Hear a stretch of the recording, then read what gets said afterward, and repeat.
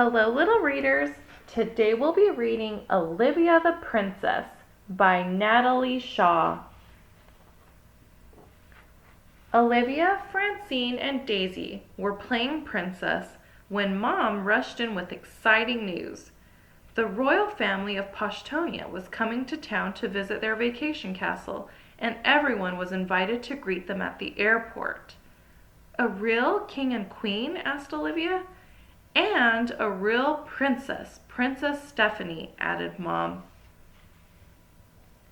The next day, everyone cheered as the royal airplane rolled to a stop, but Olivia was pushed to the back of the crowd and couldn't see.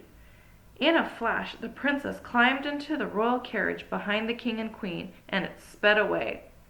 The princess was so beautiful, said Francine. Did you see that dress? I saw her back, I think, said Olivia. On the way home, Dad and Mom tried to cheer Olivia up. Well, do you know what's even better than princesses? Dad asked.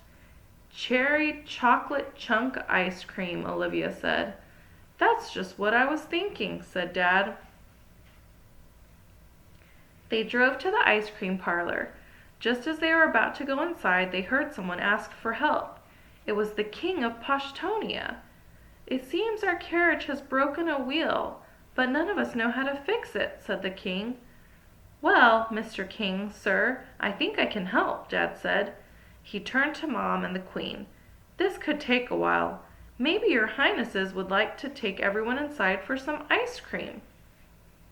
Did someone say ice cream? Said a voice coming from the carriage. Olivia gasped. It was Princess Stephanie. As they headed inside, Olivia and the princess stared at each other. You look just like me, they both said. The princess had freckles and Olivia's ears were bigger, but other than that, they could have been twins. As soon as they ordered their ice cream, Olivia asked Princess Stephanie what it was like to be a real princess. What do you do first in the morning? She asked. Ride a pony or have tea? The princess was about to answer when she spilled a tiny drop of ice cream onto her royal dress. My dress, she said. A princess must never have a messy dress. I'll help you clean up, said Olivia. I bet you get to wear pretty dresses like this to fancy balls, said Olivia. I've never been to a ball. Well, you get to go to school and play with other children, replied Princess Stephanie. I wish I could do that, even for a day. Then Olivia had an idea. We look so much alike. We should switch places for the day, she suggested. The princess was thinking the same thing. They quickly changed into each other's clothes and agreed to have their parents bring them back to the ice cream parlor the following night so they could switch back again. When it was time for everyone to go home, the king thanked Olivia's dad for helping him fix the carriage wheel. Getting my hands dirty was most thrilling, said the king. It's been a pleasure, your majesty, said Olivia's dad as he bowed. See you later, Olivia, Olivia said as she climbed into the royal carriage, dressed in Princess Stephanie's purple gown. Ta-ta, Princess Stephanie, said Princess Stephanie as she climbed into Olivia's family's car, dressed in Olivia's red clothes. They were on their way. Olivia went to the castle to spend a day as a princess, and Princess Stephanie went to Olivia's house to spend a day as a regular girl.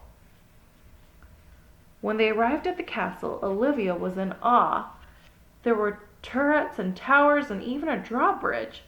She rode Duchess the pony across the royal lawn, slid down the royal banister, and had a royal tea party. She even had her own butler. I wonder if Princess Stephanie is having as much fun being me as I am being her, Olivia thought. Back at Olivia's house, Princess Stephanie played fetch with Perry and banged on the drums. Look at me, I'm getting dirty and making noise, she said. How marvelous! When Olivia's family sat down for dinner, Princess Stephanie asked if they would be having pheasant on a silver platter.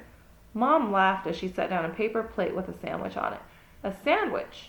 On a paper plate, said Princess Stephanie with a big smile. How delightful! After a long day, it was time for Olivia and Princess Stephanie to go to bed. They both missed their real parents very much, but they knew that they would be back home soon. At the castle the next morning, the queen announced that they had to return home to Pashtonia sooner than planned. "But we have to go to the ice cream parlor tonight after dinner," said Olivia. If they couldn't go to the ice cream parlor as they planned, Olivia needed to find a way to get Princess Stephanie back to the castle so they could switch places again. "Let's have a going-away party before we leave," she said. "We could invite that nice girl from the ice cream parlor and her whole class, too." The queen agreed and sent the royal butler to deliver invitations to Olivia's classmates and their families. Before long, the guests arrived and the going-away party was in full swing.